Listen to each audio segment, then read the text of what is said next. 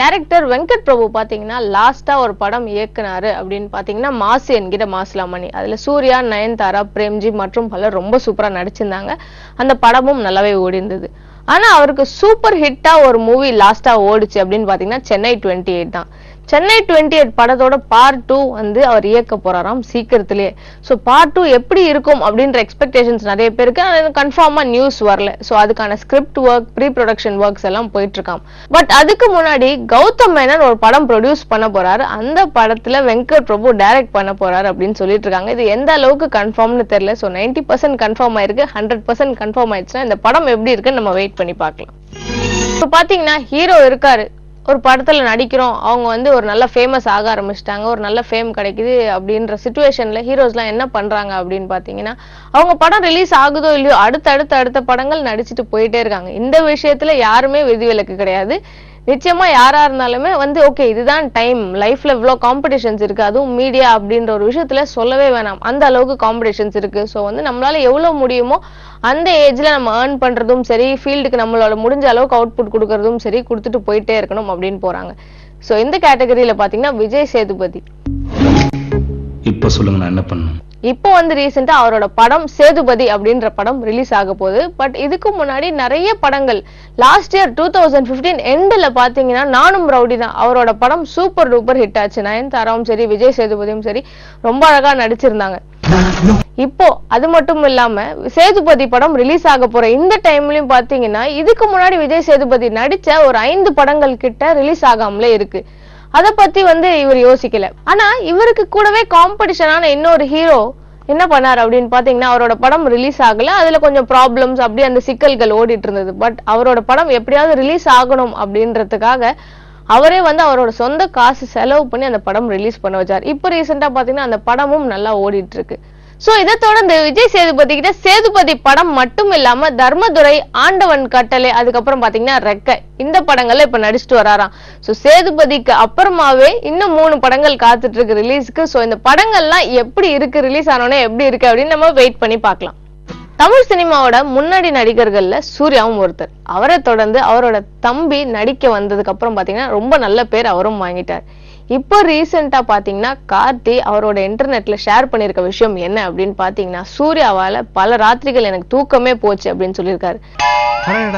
என்ன ஒரு முக கவிதை ஷாக் ஆகி என்னடா விஷயம் இது அப்படின்னு பார்த்தப்பதான் தெரிய வருது. என்ன அப்படின்னு பாத்தீங்கன்னா, அண்ணா வந்து பயங்கர ஹார்ட் ஒர்க்கிங்கா இருக்காரு. இப்போ அவர் ரீசெண்டா இப்ப பண்ண போற படம் 24, அந்த படத்துக்காக அவ்வளோ ராத்திரியும் பகல் பார்க்காம அப்படி உழைச்சிட்டு இருக்காரு. அவர் மாடா உழைக்கிறத பார்த்தா எனக்கே தூக்கம் போயிடுது, இந்த மூவியோட போஸ்டர் பாருங்க அப்படின்னு சொல்லி இன்டர்நெட்ல ரிலீஸ் பண்ணிருக்காங்களாம். பயங்கர திகில் ஊட்டுற விதத்துல இந்த போஸ்டர்கள் எல்லாம் இருக்கு, எங்களால என்ன மூவி அப்படின்னு கெஸ் பண்ண முடியலன்னு சொல்லி ஃபேன்ஸும் சொல்லியிருக்காங்க. AR ரஹ்மான் இசையில கண்டிப்பா இந்த பாடல்களும் ரொம்ப சூப்பரா வரும் அப்படின்ற எக்ஸ்பெக்டேஷன்ஸ் இருக்கு. நான் ரொம்ப பெருமைப்படுறேன் அப்படின்னு சொல்லி கார்த்தி சொல்லியிருக்காரு. சோ இந்த படம் ரிலீஸ் ஆனோடனே எப்படி இருக்கு அப்படின்னு நம்ம எல்லாம் வெயிட் பண்ணி பார்க்கலாம். சண்டைக்கோழி படத்துல பாத்தீங்கன்னா விஷால், மீரா ஜாஸ்மின், கஞ்சா கருப்பு மற்றும் பலர் நடிச்சிருந்தாங்க. அந்த பாட்டுக்காகவோ என்னவோ தெரியல, அந்த படம் சூப்பர் ஹிட் ஆயிடுச்சு. படம் ரொம்ப நல்லா போயிடுச்சு. அதுக்கப்புறம் டைரக்டர் லிங்குசாமியும் விஷாலும் பாத்தீங்கன்னா ரொம்பவே க்ளோஸ்.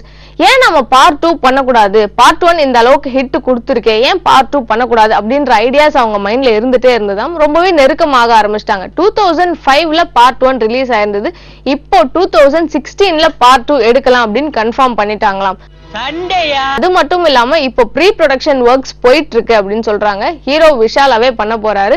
சோ ஹீரோயின் யாரு, மத்த ஆர்டிஸ்ட் யாரு அப்படின்ற விஷயம் எல்லாம் கன்ஃபார்ம் ஆகல.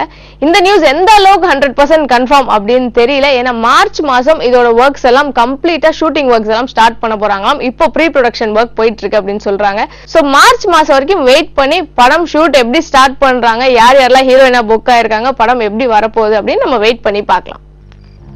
முதல் கனவே படம் மூலமா தமிழ் பிலிம் இண்டஸ்ட்ரிக்கு இன்ட்ரோடியூஸ் ஆனவங்க ஹனி ரோஸ். அதுக்கப்புறம் பாத்தீங்கன்னா சிங்கம் புலி, காந்தர்வன் போன்ற தமிழ் படங்கள்ல நடிச்சாங்க.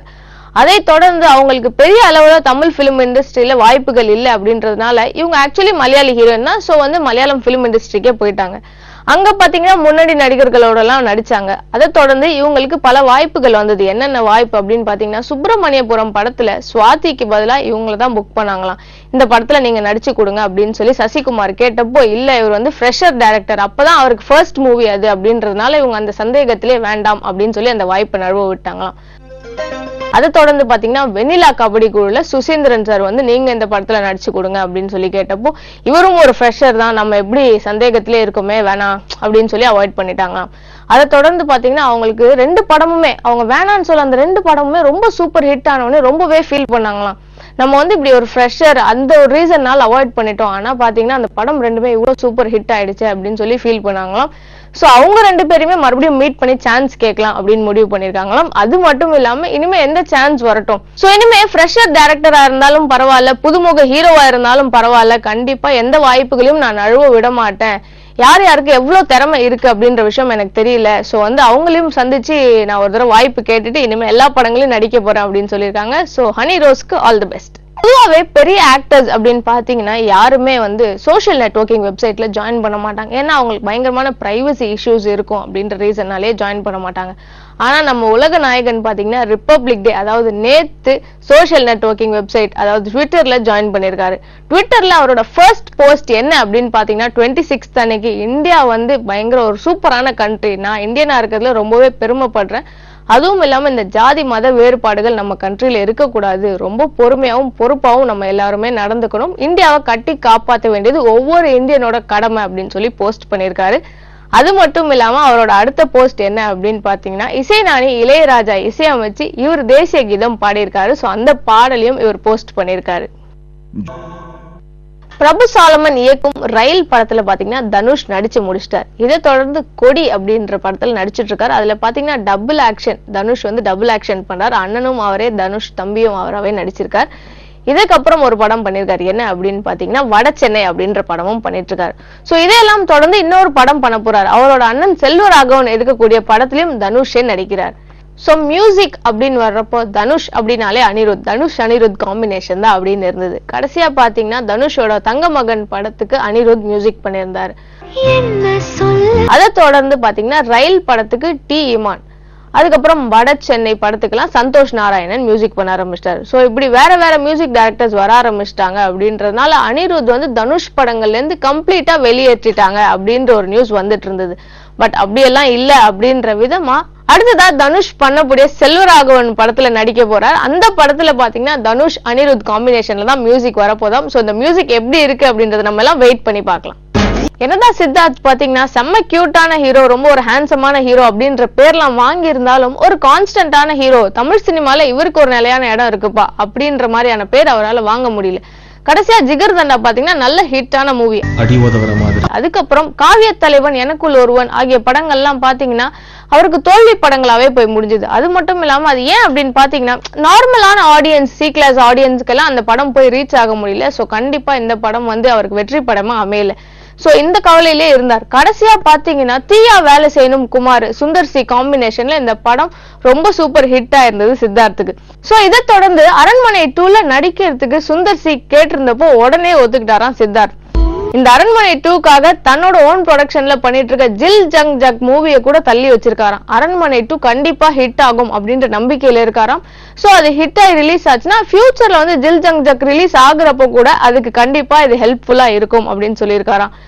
காதலில் சொதப்போது எப்படிதான் அவர் பண்ண ஃபர்ஸ்ட் ப்ரொடக்ஷன் ஓன் ப்ரொடக்ஷன்ல பண்ண மூவி, அதை தொடர்ந்து ஜில் ஜங் ஜக்குக்கும் கண்டிப்பா அரண்மனை 2 ரொம்பவே ஹெல்ப்ஃபுல்லா இருக்கும் அப்படின்னு சொல்லியிருக்காரு. ஆல் தி பெஸ்ட் சித்தார்த், உங்களுக்கு வாழ்த்துக்கள். Okay viewers, இன்னைக்கு நம்ம நிகழ்ச்சியில நிறைய சினிமா நியூஸ், காசிப்ஸ் எல்லாமே பார்த்து ரொம்ப என்ஜாய் பண்ணிருப்பீங்க அப்படின்னு நினைக்கிறேன். இன்னும் ஒரு அழகான நிகழ்ச்சியில உங்க எல்லாரையும் சந்திக்கிறேன். அதுவரை உங்களிடமிருந்து விடை பெறுவது உங்கள் தீபா.